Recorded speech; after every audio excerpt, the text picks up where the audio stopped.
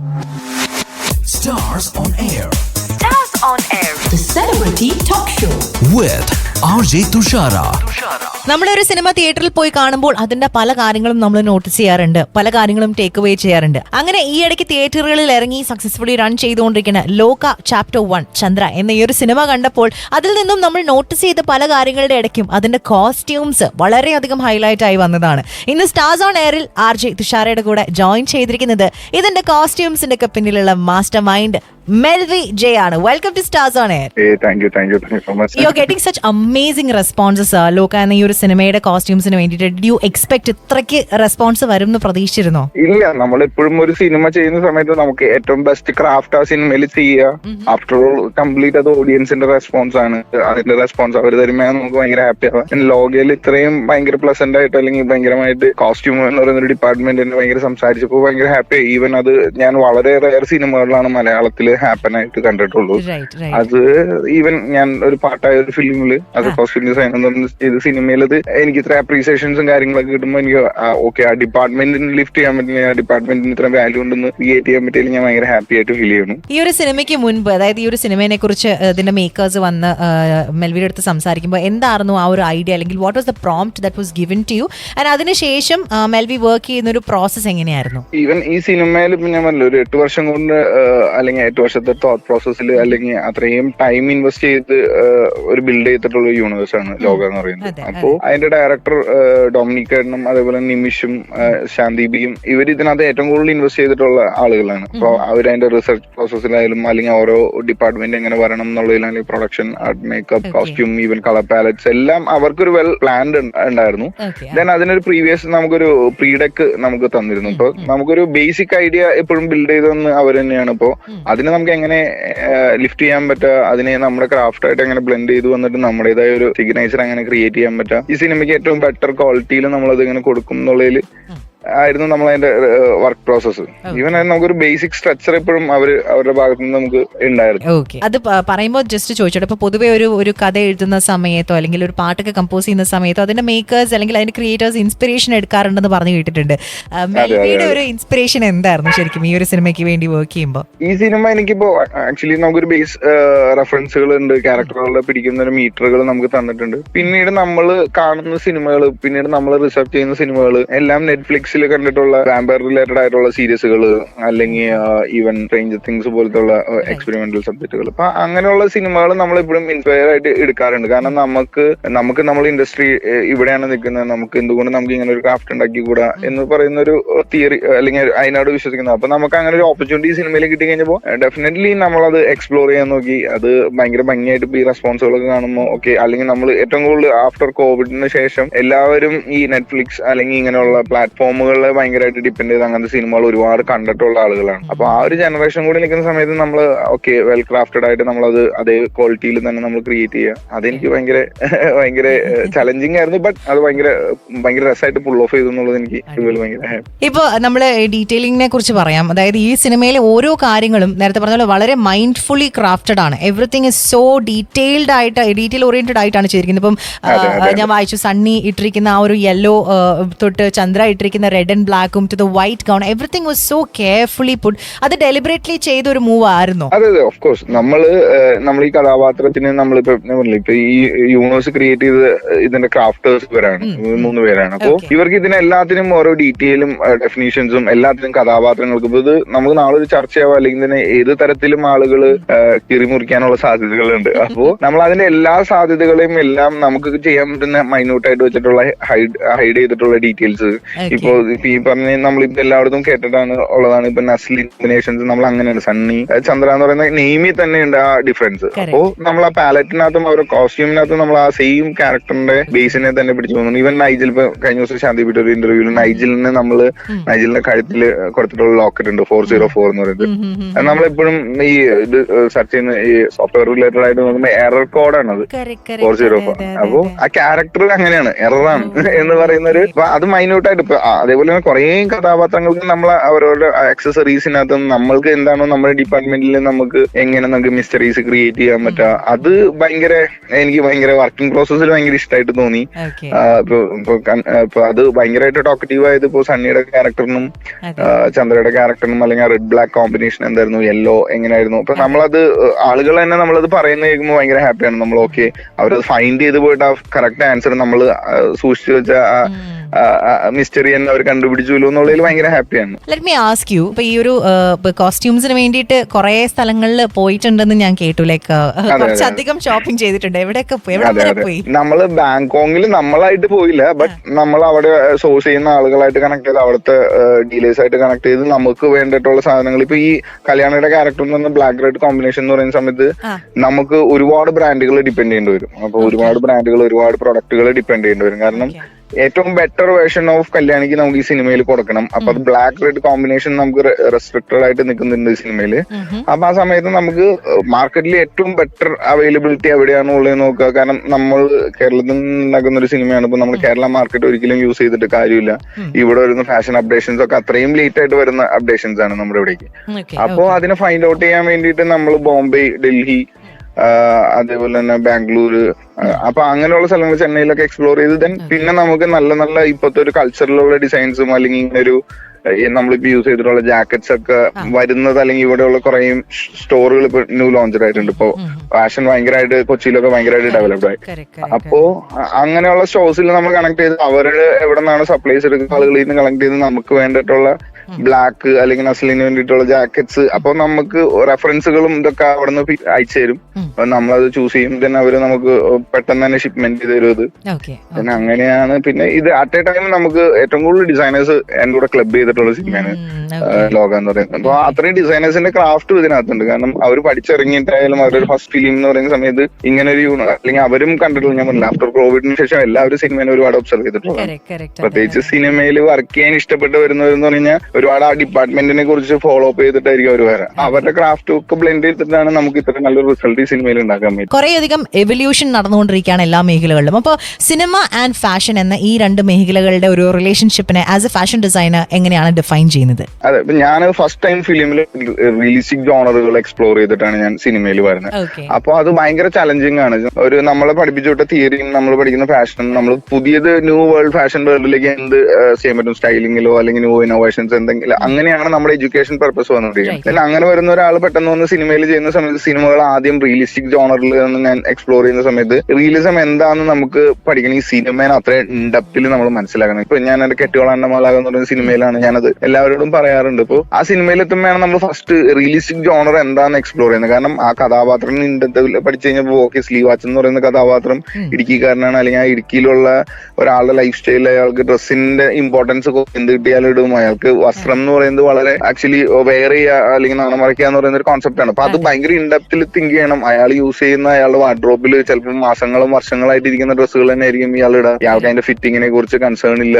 നമ്മൾ ആ റബ്ബർ വെട്ടിന്റെ കോസ്റ്റ്യൂമിനെ കുറിച്ച് ഡീറ്റെയിൽ ആയിട്ട് പറയാൻ കാരണം എന്ന് പറഞ്ഞാൽ അയാൾ ചിലപ്പോൾ 4-5 വർഷമായിട്ട് ആ പാന്റ് തന്നെ ആയിരിക്കും റബ്ബർ വെട്ടാൻ പോകുമ്പോൾ ഇടുന്നത്. കാരണം ആ ഒരു ടൈമിൽ മാത്രമേ അയാൾ ഇടുന്നുള്ളൂ. അപ്പൊ അത്രയും കറകളും അല്ലെങ്കിൽ റബ്ബറിന്റെ സ്റ്റെയിൻസും ഇതിനകത്ത് ഈ പാന്റിൽ അയാളുടെ പല മൂവ്മെന്റുകളും ആക്ഷൻസിനകത്തും ഇത് വരണം. അപ്പൊ ഒരിക്കലും നമ്മളത് മേക്ക് ചെയ്ത് കഴിഞ്ഞാൽ ഒരിക്കലും പറ്റില്ല. അപ്പൊ റിയലിസ്റ്റിക് ജോണേഴ്സ് എക്സ്പ്ലോർ ചെയ്യുന്ന സമയത്ത് നമ്മൾ ആ കഥാപാത്രത്തിൽ ഇൻഡെപ്തിൽ പഠിക്കണം, നാടിനെ കുറിച്ച് പഠിക്കണം, ആ കഥാപാത്രത്തിനോട് ചുറ്റിപ്പറ്റി നിൽക്കുന്ന അത്രയും ഫാമിലി റിലേറ്റഡ് ആയിട്ടുള്ള ആളുകളെ പഠിക്കണം. അത് ഭയങ്കര റിസർച്ചിങ്ങും ഭയങ്കര തോട്ട് പ്രോസസ്സും അല്ലെങ്കിൽ നമ്മൾ അങ്ങനെയുള്ള കഥാപാത്രങ്ങൾ ഫൈൻഡ് ചെയ്യുന്നതും ഭയങ്കര ചലഞ്ചിങ് ആയിട്ട് എനിക്ക് ഫീൽ ചെയ്തു. ദെൻ പിന്നെ ഇപ്പോഴത്തെ ഒരു ജനറേഷനിൽ ഇപ്പൊ നമ്മൾ ഫാന്റസി ജോണേഴ്സ് ഇപ്പൊ അല്ലെങ്കിൽ നെറ്റ്ഫ്ലിക്സ് സീരീസ് പോലുള്ള സിനിമ നമുക്ക് എപ്പോഴാണ് ചെയ്യാൻ പറ്റാന്നുള്ളത് നമുക്കൊരു ഇപ്പൊ നമ്മൾ ഈ റിയലിസ്റ്റിക് ജോണേഴ്സ് ചെയ്യുന്ന സമയത്ത് നമുക്കത് ആദ്യം ടഫായിരുന്നു, ഇപ്പോഴും ടഫാണ്. കഥാപാത്രത്തിൽ കിട്ടുമ്പോൾ ആ കഥാപാത്രം എങ്ങനെയാണ് പോകും. ഞാൻ പകൽ നേരത്തെ മയക്കത്തില് സുന്ദരം എന്ന് പറയുന്ന ഒരു കഥാപാത്രത്തിന് മമ്മൂക്ക് ഞാൻ ഫസ്റ്റ് സ്റ്റൈലാണ്. അപ്പോ ഈവൻ മമ്മൂക്ക എന്ന് പറയുന്ന അത്രയും വലിയൊരു ആർട്ടിസ്റ്റിനെ ഞാൻ സ്റ്റൈൽ ചെയ്യാണ്. അപ്പോ എനിക്ക് കഥാപാത്രത്തിനാണ് സ്റ്റൈൽ ചെയ്യേണ്ടത്. മമ്മൂക്കയുടെ പല ടൈപ്പ് ഓഫ് ഫാഷൻ ഡ്രസ്സസ് നമ്മള് അല്ലെങ്കിൽ ഓരോ ലുക്സ് നമ്മൾ കാണാറുണ്ട്. അപ്പൊ അങ്ങനെ ചെയ്യാൻ ഭയങ്കര ഈസിയാണ്. ഫാഷന്റെ ഏറ്റവും പുതിയ ട്രെൻഡ് കൊടുത്താൽ മതി. ഈ കഥാപാത്രം സുന്ദരം ഈ ഇങ്ങനെ ഒരു സ്ഥലത്ത്, പഴനി എന്ന് പറയുന്ന സ്ഥലത്ത് ഇത്രയും ഇങ്ങനെ ഒരു എപ്പോഴോ പോയിട്ടുള്ള ഒരാളാണ്, അയാൾ എന്നോ പോയതാണ്, അയാളുടെ ഡ്രസ്സ് മറ്റേ അലമാരയുടെ ഉള്ളിലുള്ളതാണ് എടുത്തിടുന്നത്. അപ്പൊ അയാളുടെ വീട്, അയാളുടെ നാട്, അയാളുടെ ഇതൊക്കെ നമ്മളെ എക്സ്പെരിമെന്റ് ചെയ്ത് അയാൾ ഇടാൻ പറ്റുന്ന ഒരു ക്വാളിറ്റി ഓഫ് ഡ്രസ് എനിക്ക് കൊടുക്കാൻ പറ്റുള്ളൂ. എനിക്ക് ഒരിക്കലും ഫാഷൻ അതിനകത്ത് ബ്ലെൻഡ് ചെയ്യാൻ പറ്റുള്ളൂ. എനിക്ക് ആ കഥാപാത്രത്തിനെ എങ്ങനെ പോർട്രേറ്റ് ചെയ്യാൻ പറ്റും, അപ്പൊ ആ കഥാപാത്രം യൂസ് ചെയ്ത മറ്റേ കോസ്റ്റ് കുറഞ്ഞ മെറ്റീരിയൽ ആയിരിക്കാം. അപ്പൊ അതന്നെ എനിക്ക് പ്ലേസ് ചെയ്താലാണ് എനിക്ക് ക്യാരക്ടറിനെ ബിൽഡ് ചെയ്യാൻ പറ്റും. ഞാൻ എപ്പോഴും സിനിമ ചെയ്യുമ്പോൾ ഞാൻ എപ്പോഴും എന്റെ മനസ്സിൽ ആദ്യം തിങ്ക് ചെയ്യുന്നത് ക്യാരക്ടറിന്റെ സെക്കൻഡ് ഫേസ് ആണ് കോസ്റ്റ്യൂം. തല്ലുമാല അതിനൊരു ഭയങ്കര ചേഞ്ചിങ് ഫാഷൻ ബ്ലെൻഡ് ചെയ്യുന്നത് എങ്ങനെയാന്നുള്ളത് തല്ലുമാല എന്ന് പറയുന്ന സിനിമ ഭയങ്കരമായിട്ട് നമുക്ക് മലയാളികൾക്ക് കാട്ടി തന്നതാണ്. അപ്പോ എന്റെ ആശാനാണ് മഷറംസ്. അപ്പോ മഷർക്ക് ആ പ്ലേസ് ചെയ്ത ഫാഷൻ ഭയങ്കര രസകരമായിട്ട് ആളുകൾ അഡോപ്റ്റ് ചെയ്യാനും അല്ലെങ്കിൽ ന്യൂ ജനറേഷൻസ് അത് ആക്സെപ്റ്റ് ചെയ്ത് അത് ഡ്രസ്സിൽ സ്റ്റൈലിൽ കൊണ്ടുവരണം. ഈവൻ ഇപ്പൊ ലോകയുടെ റെസ്പോൺസ് അതാണ്. നമ്മളിപ്പോ അങ്ങനെയുള്ള സിനിമകൾ ഭയങ്കര കുറവായിരുന്നു നമുക്ക് ഇതിന് മുമ്പ് ചെയ്യും. അപ്പൊ ഇപ്പൊ വരുന്ന സമയത്ത് ഫാഷൻ ഭയങ്കരമായിട്ട് ബ്ലെൻഡ് ചെയ്യാൻ പറ്റും. ഇപ്പൊ തന്നെ കല്യാണിയുടെ സ്റ്റൈൽസ് ഭയങ്കരമായിട്ട് ഇൻസ്റ്റാഗ്രാമിൽ പല ആളുകളും റീക്രിയേറ്റ് ചെയ്യാൻ നോക്കുന്നൊക്കെ കണ്ടിട്ടുണ്ട്. അപ്പൊ ഓക്കെ, ആ ട്രെൻഡ് നമ്മൾ സെറ്റ് ചെയ്തു, ട്രെൻഡ് സെറ്റർ ആക്കി. ബ്ലാക്ക് റെഡ് എന്ന് പറയുന്ന കോമ്പിനേഷൻ ട്രെൻഡ് സെറ്റർ ആക്കാൻ ഒരു കഥാപാത്രം വന്നു. ഇവിടെയാണ് നമുക്ക് ഫാഷനും സിനിമയും ബ്ലെൻഡ് ചെയ്യാൻ പറ്റുക.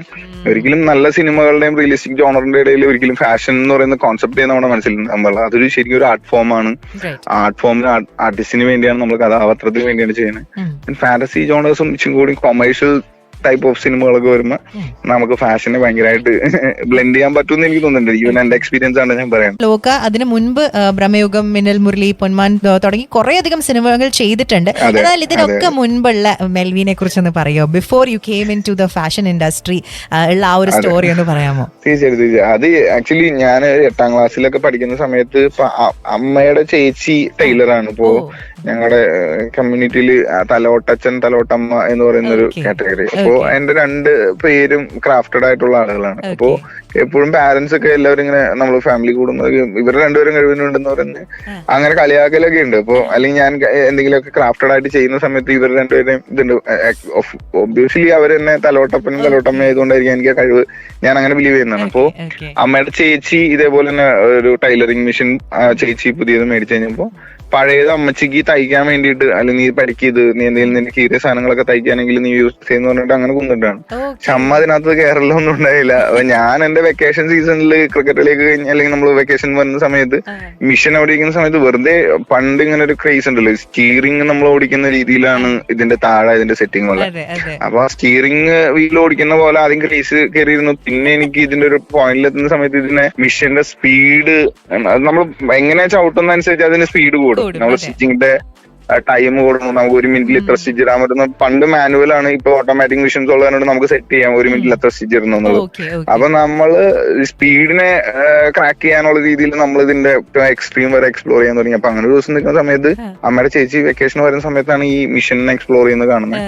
അപ്പൊ അമ്മയുടെ ചേച്ചിയാണ് എനിക്ക് ബേസിക് ടിപ്സ്, സ്ട്രേറ്റ് ലൈനിൽ നീ ഒന്ന് അടിച്ച് ഇത്രയും പോസ്റ്റിൽ നീ ഒന്ന് അടിച്ച് കാണിച്ചാൽ അല്ലെങ്കിൽ റൗണ്ടിൽ. അപ്പൊ ടാസ്കുകളൊക്കെ തരുമ്പോൾ നമുക്കൊരു ക്രേസ് ഉണ്ടല്ലോ. അപ്പൊ അങ്ങനെ പഠിച്ചു തുടങ്ങി കഴിഞ്ഞപ്പോ എനിക്ക് മിഷന്റെ ബേസിക് പാഠങ്ങൾ പഠിപ്പിച്ചു. നൂലിട്ട് എങ്ങനെ പിന്നെ നമ്മൾ ആ മിഷനെ മൊത്തത്തിൽ ലവ് ചെയ്യാൻ തുടങ്ങിയപ്പോ ആ മിഷന് എന്ത് പ്രശ്നം വന്നാലും ആ മിഷന് നമ്മൾ റിപ്പയർ ചെയ്യും. അല്ലെങ്കിൽ വല്യമ്മയുടെ മിഷൻ ആയാലും ഞാൻ റിപ്പയർ ചെയ്യും. പിന്നെ ഒരു പോയിന്റ് കഴിഞ്ഞ് 10ാം ക്ലാസ് ഒക്കെ എത്തിക്കഴിഞ്ഞപ്പോഴും അത്യാവശ്യം ബേസിക് പാഠങ്ങളായി. വെക്കേഷനുകളിലൊക്കെ പഠിക്കാൻ പോകുന്ന ബേസിക് എന്റെ നാട്ടിലുള്ള ടൈലർ ആശാന്മാരുണ്ട്. ബാബു എന്ന് പറഞ്ഞ ചേട്ടനുണ്ട്, പൗലോസ് എന്ന് പറഞ്ഞ ചേട്ടനുണ്ട്. ഇപ്പൊ യൂണിഫോംസ് ഒക്കെ തയ്ച്ചവരാണ്. അപ്പൊ അവരുടെ അടുത്ത് ബേസിക് പാഠങ്ങളൊക്കെ പഠിക്കാനും വെക്കേഷൻസിന് ഗ്യാപ്പ് കിട്ടും. അവരുടെ അടുത്ത് പോയി നൂല് തുന്നുന്നതും ഈ ബട്ടൺ ഹോളൊക്കെ ഇന്നാണ് ബട്ടൺ ഹോൾ മെഷീൻസും ഇതൊക്കെ വന്നിട്ടുള്ളത്. അന്ന് എല്ലാം കൈകൊണ്ട് തുന്നണം. അപ്പോ അതിന്റെ ടെക്നിക്സ് അല്ലെങ്കിൽ നൂലുകൾ പലരും കോർക്കുന്ന രീതികള് ഇതൊക്കെ ഭയങ്കര രസമുള്ള മെത്തേഡ്സ്. അപ്പൊ അതൊക്കെ പഠിക്കാൻ പറ്റി. +1 +2 പഠിക്കുന്ന സമയത്താണ് തയ്യൽ ഭയങ്കരമായിട്ട് ഇഷ്ടപ്പെട്ടു. പിന്നെ ഈ കസിൻസിന്റെ ഷർട്ടും പാന്റൊക്കെ നമുക്ക് വീട്ടിൽ വരും.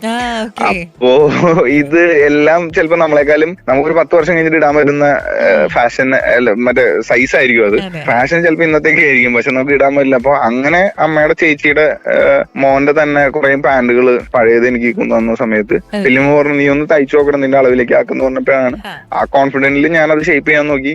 അപ്പോഴാണ് ഞാൻ +1 +2 ഒക്കെ പഠിക്കുന്ന സമയത്ത് ഫാഷൻ എപ്പോഴും മാറി വരും എല്ലാ ജനറേഷനും. ഞാനൊക്കെ വരുന്ന സമയത്ത് ബൂട്ട് കട്ട് ഫാഷന്റെ അഡോപ്ഷനിലുണ്ട്. പിന്നെ സ്കിൻ ഫിറ്റ്, നാരോ ഫിറ്റ്, മറ്റേ പെൻസിൽ ഫിറ്റ് അങ്ങനെയൊക്കെ പറയുന്ന കുറെ ഫാഷൻ ഓക്കെ ഇപ്പൊ കാണുമ്പോൾ കണ്ണാപ്പി ലുക്കായിട്ട് തോന്നുന്ന പഴയ ജനറേഷനിൽ കൂടെ കടന്നു വന്നിട്ടുള്ളവരാണ് നമ്മള്. അപ്പൊ ആ കണ്ണാപ്പി ലുക്കുകൾ ക്രിയേറ്റ് ചെയ്യാൻ വേണ്ടിയിട്ട് ഈ പഴയ ജീൻസുകളും പാന്റുകളെയും സ്കിൻ ഫിറ്റ് ആക്കലും നാരോ ഫിറ്റ് ആക്കലും ബലൂൺ ഫിറ്റ് ആക്കലും അല്ലെങ്കിൽ സൈഡില് മറ്റേ എലാസ്റ്റിക് ഒക്കെ വെച്ച് അങ്ങനത്തെ ഒരു ബലൂൺ ഫിറ്റ് ഒക്കെ ക്രിയേറ്റ് ചെയ്യണേ അങ്ങനെ വേണം. എലാസ്റ്റിക് വെച്ച് ക്രിയേറ്റ് ചെയ്ത് 2 സൈഡിലും മറ്റേ അപ്പർ വേർഷൻ ഭയങ്കര ലൂസ് ആയിരിക്കും, ലോവർ വേർഷൻ മാത്രം. അപ്പൊ അതിനാണ് ബലൂൺ ഫിറ്റ് എന്ന് പറയുന്നത്. പിന്നെ സ്കിൻ ഫിറ്റ് മോള് തൊട്ട് താഴെ വരെ സ്കിൻ ആക്കി അടിച്ചു കൊടുക്കണം.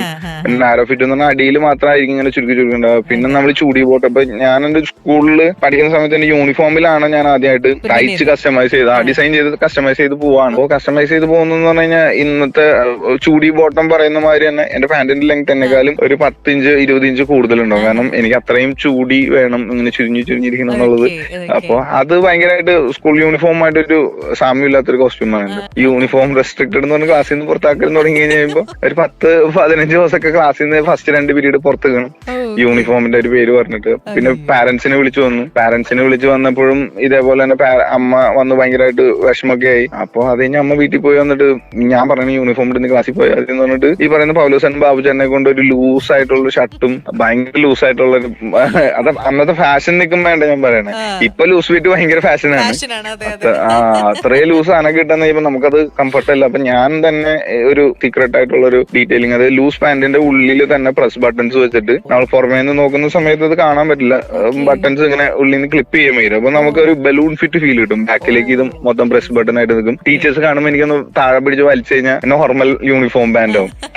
അപ്പൊ നമ്മൾ തന്നെ മറ്റേ ലൂസ് ഷർട്ട് ആണെങ്കിലും കുഴപ്പമില്ല, ഇച്ചിരി ലൂസ് പരിപാടിയൊക്കെ പിടിച്ച് ഫോൾഡ് ഒക്കെ ചെയ്ത് കൊളറൊക്കെ പൊക്കി വെച്ച് അങ്ങനെ സ്റ്റൈല് നമ്മൾ ക്രിയേറ്റ് ചെയ്യണം. അതും പൊക്കി കൂടെ നിൽക്കണ ഒരുത്തന്റെ അടുത്തോണ്ട് നമുക്ക് രണ്ടുപേർക്കും ക്ലാസ്സിന് പുറത്തിരുന്നാലോ എന്ന് ചോദിച്ചിട്ടാണ് അവന്റെ പാന്റ് ആദ്യം കൊണ്ടുപോകണം. അപ്പൊ 2 പേരെ കഴിഞ്ഞപ്പോൾ 3 പേര് നോക്കി കഴിഞ്ഞപ്പോ ഞങ്ങളുടെ ഗ്യാങ് മൊത്തം ഓക്കെ നല്ല പരിപാടി, ലാസ്റ്റ് 2 പീരീഡ് കയറണ്ട, അക്കൗണ്ട്സും ഇതൊക്കെയാണ് അക്കൗണ്ടൻസി ഒക്കെയാണ്, ഒന്നും പഠിക്കണ്ടെന്ന് പറഞ്ഞിട്ട് അങ്ങനെ ഞങ്ങളൊരു 15 പേര് ഒരു 1 വീക്ക് ക്ലാസ്സിന് പുറത്ത് നിന്നിട്ട് അലമ്പായി തുടങ്ങിയപ്പോഴാണ് ആ റൂൾ തന്നെ മാറ്റിയിട്ട് നിങ്ങൾ എന്തെങ്കിലും കാണിച്ച് ക്ലാസ്സിൽ കയറിയിരിക്കുന്നു പറഞ്ഞിട്ട് ഡിസിഷൻസ് എടുക്കുക. അപ്പൊ അത് ആക്ച്വലി അന്ന് പിന്നെ അത് ഫസ്റ്റ് ഇയർ കഴിഞ്ഞ സെക്കൻഡ് ഇയർ ഒക്കെ ചെല്ലുമ്പോൾ നമ്മൾക്ക് കരിയർ ചൂസ് ചെയ്യുന്നതിൽ നമ്മൾ ടീച്ചേഴ്സ് ഗൈഡ് ചെയ്യല്ലോ.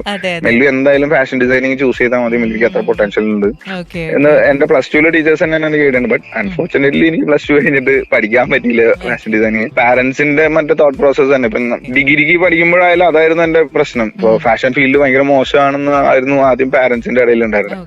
അങ്ങനെ തന്നെ വിട്ടില്ല പാരന്റ്സ്. ഞാൻ ബികോം ബേസ്ഡ് ആണ് സ്റ്റുഡന്റ്. അങ്ങനെ ഒരു 3 വർഷം പഠിച്ച് അതിന്റെ ഇടയിൽ ഒരു ഓപ്പർച്യൂണിറ്റി വന്നു. ബട്ട് പാരന്റ്സ് പിന്നെ നമുക്കൊരു ഫോണൊക്കെ മേടിച്ചെന്ന് പറ്റിച്ച്. പക്ഷെ ബികോം പാസ്സായിട്ടുണ്ട്.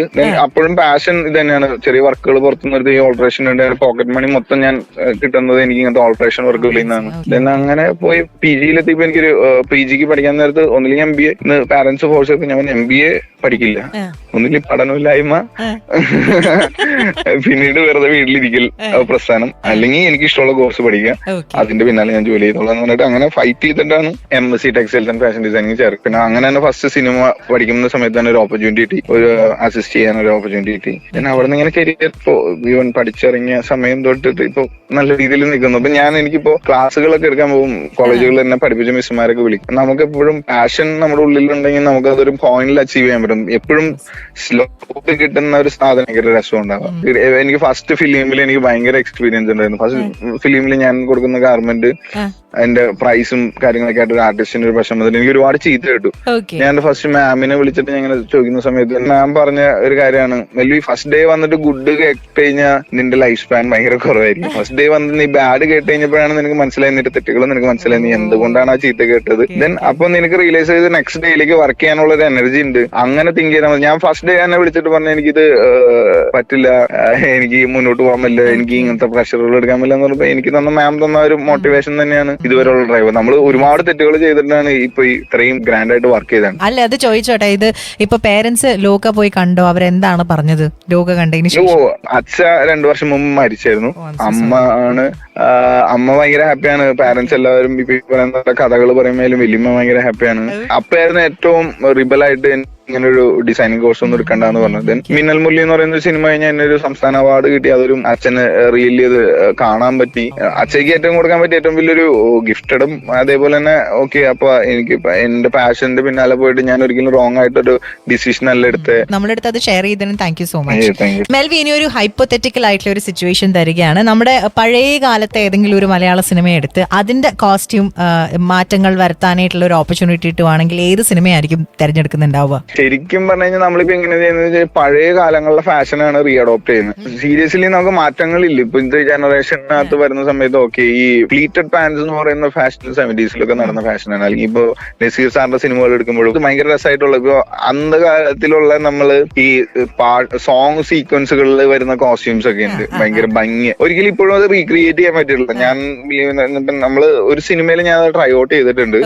അപ്പൊ ഞാൻ പഴയ സിനിമകളിൽ എനിക്ക് പഴയ സിനിമകളിലെ റീക്രിയേഷൻ ആണ്. ഇപ്പൊ ഞാൻ കത്തനാര് ഈ സിനിമ ചെയ്യുന്നതിന് മുമ്പ് കല്യാങ്കാട്ട് നീലിക്ക് വേണ്ടി കത്തനാര് വെറുതെ എപ്പിസോഡ്സ് ഇത് പഴയ നസീർ സാറിന്റെ ഒരു കത്തനാർ ഫിലിം ഉണ്ട്. അതേപോലെ നമ്മുടെ ഏഷ്യാനിൽ വന്ന കത്തനാർ സീരീസ് ഉണ്ട്. ഞാൻ വെറുതെ ഒന്ന് കണ്ടു നോക്കിയിരുന്നു. നമ്മൾ പണ്ട് കണ്ടതാണ്. ദെൻ ഇതിനെയാണ് ഞാൻ റീക്രിയേറ്റ് ചെയ്യാൻ പോണേ. അത് നമ്മുടെ ലൈഫിൽ റീക്രിയേറ്റ് ചെയ്തു. അപ്പോ അത് നമ്മൾ എക്സ്പീരിയൻസിൽ നിന്ന് കണ്ടു നോക്കിയായിരുന്നു. യക്ഷീനെ പോർട്രേറ്റ് ചെയ്ത രീതി, അന്നത്തെ ആ ഡിസൈനർ പോർട്രേറ്റ് ചെയ്തതാണ് നമുക്ക് ഇത്രയും കാലം വരെ. ഞാൻ എന്റെ 8ാം ക്ലാസ്സിലോ അല്ലെങ്കിൽ 8 വയസ്സിലോ 9 വയസ്സിലോ കണ്ട ഒരു സീരീസ് ആണ്. അപ്പൊ ആ സീരീസിനെ ഞാൻ റീക്രിയേറ്റ് ചെയ്യുന്നത് എന്റെ ഒരു 20 വർഷം കഴിഞ്ഞിട്ടുള്ള ജേണിയിലാണ്. അപ്പൊ 20 വർഷം നമ്മുടെ മലയാളികളുടെ ഇടയിൽ എല്ലാവരുടെ ഇടയിൽ നിൽക്കുന്ന ഒരു സാധനമാണ്. ഇതിന് ഞാൻ ബ്രേക്ക് ചെയ്യുന്ന സമയത്ത് നമുക്ക് അപ്പൊ അത് എപ്പോഴും ഇപ്പൊ കല്യാങ്കാട്ട് നീലീനെ നമ്മൾ ചെയ്യണമെന്നുണ്ടായിരുന്നു. അത് നീലീനെ നമുക്ക് ഈ സിനിമയിൽ ചന്ദ്രയെ കൂടെ ചെയ്യാൻ പറ്റി. പിന്നെ അങ്ങനെ കുറെ സിനിമകളുണ്ട് പഴയ 80s ഒക്കെ ഫാഷൻ നമ്മൾ റീക്രിയേറ്റ് ചെയ്തിട്ട്. കാരണം അത് ഭയങ്കര പ്യൂർ ആയിട്ടുള്ള സാധനമാണ്. കാലഘട്ടമൊക്കെ വരുമ്പോൾ അത് തന്നെയാണ് റെഫറൻസ് ഏറ്റവും ബെറ്റർ ആയിട്ട് എടുക്കാൻ പറ്റുക. പിന്നെ എപ്പോഴും തോന്നിയിട്ടുള്ള മൈ ഡിയർ കുട്ടിച്ചാത് എനിക്ക് ഭയങ്കര ഫേവറേറ്റ് മലയാളം ഫിലിമാണ്. ഒന്നുകൂടി ഈ ജനറേഷനിൽ വന്നു കഴിഞ്ഞാൽ ചുങ്കൂടി രസകരമായിട്ട് ഇപ്പോഴത്തെ ജനറേഷനിലെ പിള്ളേരൊക്കെ വെച്ച് ചുങ്കൂടിയും ഇപ്പൊ ഈ ലോക യൂണിവേഴ്സ് ക്രിയേറ്റ് ചെയ്ത പോലെ മൈ ഡിയർ കുട്ടിച്ചാത് അങ്ങനത്തെ ഒരു പിള്ളേർ അങ്ങനത്തെ ഒരു ഫാന്റസിയും അങ്ങനത്തെ ഒരു പരിപാടിയൊക്കെ പറഞ്ഞു കഴിഞ്ഞാൽ അത് റീക്രിയേറ്റ് ചെയ്തത് നല്ലതാണെന്ന് തോന്നിയിട്ടുണ്ട്. അപ്കമിംഗ് ആയിട്ടുള്ള പ്രോജക്റ്റുകളെ കുറിച്ചും കൂടെ ഒന്ന് സംസാരിച്ചു പോയാലോ? തീർച്ചയായും. ഇപ്പോ ഷൈൻ നിഗം മീൻ ലീഡ് ചെയ്യുന്ന ബാൾട്ടി എന്ന് പറയുന്ന ഒരു മൂവി വരാം. നെക്സ്റ്റ് മന്ത് 10ാം തീയതി മാത്യു തോമസിന്റെ ഒരു നൈറ്റ് റൈഡേഴ്സ് എന്ന് പറയുന്ന ഒരു മൂവി ഉണ്ട്. അടുത്ത മാസം തന്നെ നമുക്ക് ഡേ സീറ എന്ന് ഓൾറെഡി ബ്രഹ്മയുഗം ടീമിന്റെ പ്രണവ് മോഹൻലാൽ ഫിലിം അനൗൺസ് ചെയ്തിട്ടുണ്ട്. ബാക്കിയുള്ളതിന്റെ അപ്ഡേറ്റ്സ് വന്നിട്ടില്ല. ചത്താപ്പച്ച എന്ന് പറയുന്ന ഒരു മൂവി ചെയ്തിട്ടുണ്ട്. ബേബികൾ എന്ന് പറയുന്ന നിവിൻ പോളിയുടെ ഒരു മൂവി ചെയ്തിട്ടുണ്ട്. ഡിയർ സ്റ്റുഡൻസ് എന്ന് പറയുന്ന ഒരു മൂവി ചെയ്തിട്ടുണ്ട്. കറക്കം എന്ന് പറയുന്ന ഒരു മൂവി ചെയ്തിട്ടുണ്ട്. ദുരൂഹ സാഹചര്യത്തിൽ എന്ന് പറയുന്ന ഒരു മൂവി ചെയ്തിട്ടുണ്ട്. ഇതൊക്കെ ഷൂട്ട്സ് കഴിഞ്ഞിരിക്കുന്നതാണ്. ഇതെല്ലാം റിലീസിങ് പെൻഡിങ് ആയിട്ട് നിൽക്കുന്ന ഡേറ്റ്സ് വന്നിട്ടില്ല. 3 പടത്തിന്റെ ഒഫീഷ്യലി ഡേറ്റ്സ് അനൗൺസ് ചെയ്തിട്ടുണ്ട്. ബാക്കിത്തെ ഒരു 5 പടത്തിന്റെ ഡേറ്റ്സ് ആണ് വരാത്തത്. അത് ഈ വർഷം തന്നെ ഉണ്ടാവും. എല്ലാം വർക്ക് കഴിഞ്ഞിരിക്കുന്ന സിനിമകളാണ്. അടിപൊളി. അപ്പൊ എന്തായാലും കുറച്ചധികം പ്രോജക്റ്റുകൾ ഉണ്ട് ഈ ഒരു വർഷത്തെ. തീർച്ചയായും. സോ എന്തായാലും Melvy, thank you so much നമ്മുടെ കൂടെ ഇത്ര നേരം ജോയിൻ ചെയ്ത് കുറെ കാര്യങ്ങൾ പറഞ്ഞു തന്നു.